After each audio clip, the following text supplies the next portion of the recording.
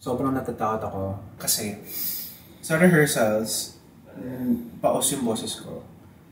And kapag naging paos boses ko, hindi ako nagiging confident. So I think I just need that confidence boost. Yung Takip Siling, yung song na yun, that was inspired because when my sister passed away from cancer last year, may lyric doon na parang gumugulo ang paligid ko. Parang nawala lahat ng pag-asa sa buhay ko. That's the reason why I'm pursuing music. Kasi parang, right now, I'm dead inside. Kasi wala na yung inspiration ko to become a famous content creator. Kasi siya parati nagsasabi sa akin. Pero I think when I dedicate my craft to her and to people like her, parang mas naiengganyo ako. Bumabalik at bumabalik din ang kadiliman sa mundo mo. Pero just as the sun sets, the sun also rises again. May lyric sa kanta ko na sa paglipas, ito'y huhupat na. And I think that's beautiful.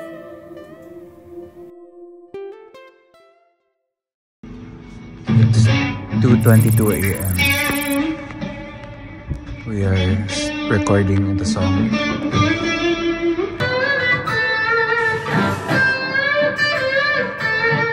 Hello po! Magre-react po tayo sa first rendering ng aming new single po. Claim it! New hit single po entitled, hindi ka nga dito. Nandito po si Wonderboy, nandito po si JFM, mga ating producers. So, ang title po ng kanta na to is Takip Siling.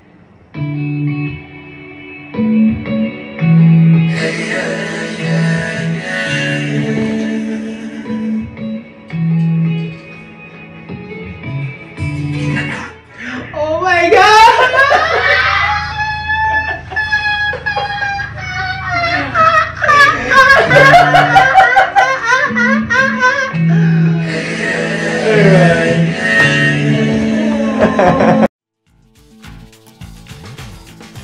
So, ito nga po, pangarap ko nga po maging pop star. Kaya kasama po natin si Miss Jade Soprano, ang ating vocal coach of the stars. This project just actually started a few weeks ago.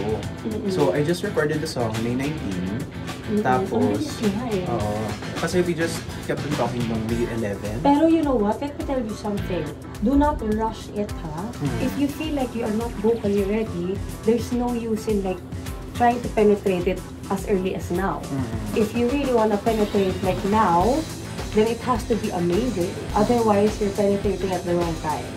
Sayang lahat ng i-effort. Kung ano ba naman yung ihuhul mo pa ng 2 buwan pang ihuhul mo or 1 more month of making your voice like really position. So, is it like an option if, for example, you do not push through with the June 6? June 6? June 9. Ano na ngayon? June 7. 7 na ngayon? Magko-concert ka na in 2 days? Yes.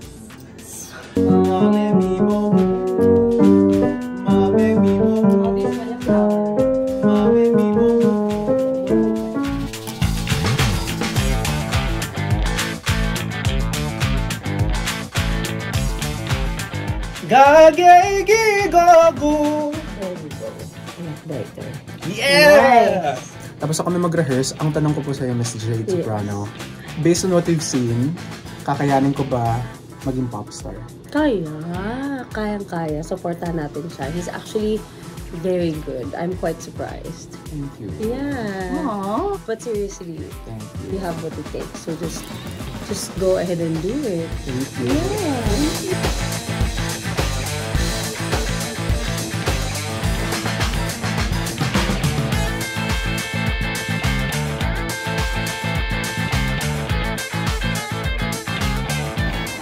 Wow! Kumain muna kayo pa nyo. Break muna with the guys. Carry ba? Carry ba? Carry?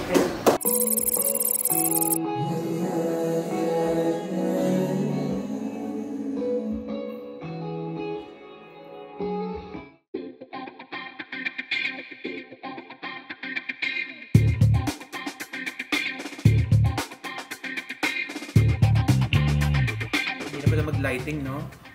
Ayan, pwede naman. So, yung from the teal po, gagawin po akong strobe light. Sanepalaya, in. Tapos dito na. Sanepalaya.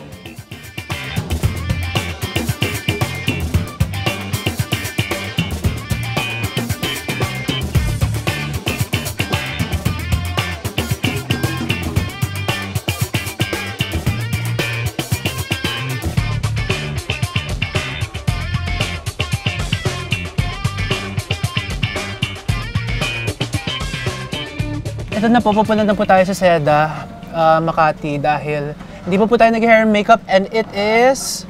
What time is it? It is 6:40 and open doors at 7. Kaya halika na po. Oh my God. First time din ng Phyllis Corpus to have an event. Kasi parang... Actually, napaka-random lang talaga ng situation na to. Kaya stress siya. Pero valid yung lahat ng na-experience ko kasi ayun nga, first production nila. And this isn't my first event, but this is my first concert. And it will be my last. Charot! Ngayon lang. So, sinasabi sa akin ng pamilya ko dati na delusional ako. And they're right, honestly. Kasi kasama natin dito sa car yung mga dancers ko for the choreography. Tapos we just recorded the song last May 19. And it's June 9 now, so it's only been 3 weeks. And we created a concert. Pero sobrang daming tao na gustong tumulong.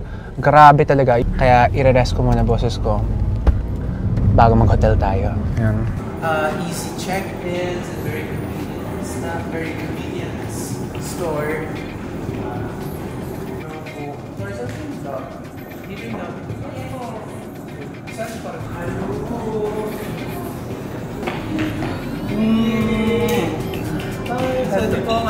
Hi everyone!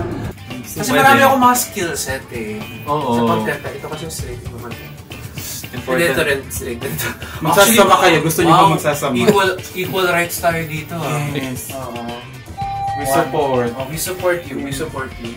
Happy Pride Month. Gusto niyo ba i-convert namin kayo?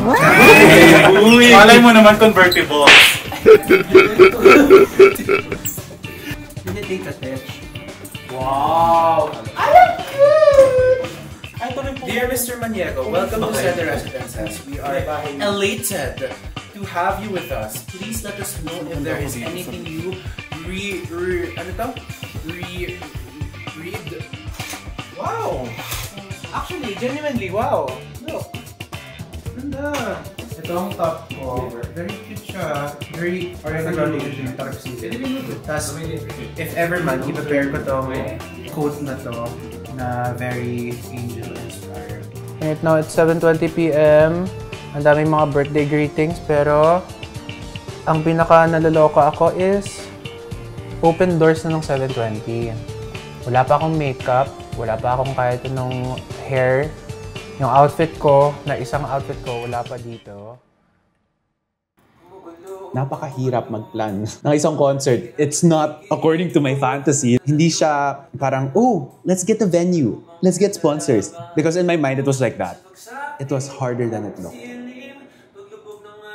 I decided to have a charity event for the sake of Bahay Aruga Foundation to raise funds for Bahay Aruga because all of this is inspired by my sister. To move past every single overthinking, every single worry and doubt that I had.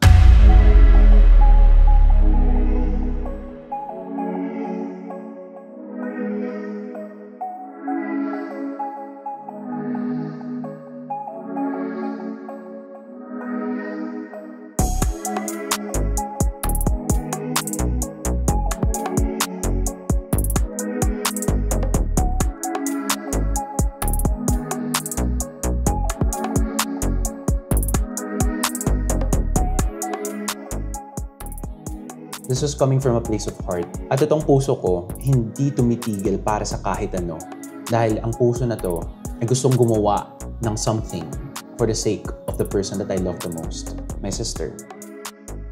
I can be whoever I want to be in this world. I shouldn't be limited by anything. I want to continue that dream that my sister inspired me to accomplish. And that dream is to become a musician. In the whirlwind that is life, ang daming thoughts na nasa utak mo and nalulunod ka.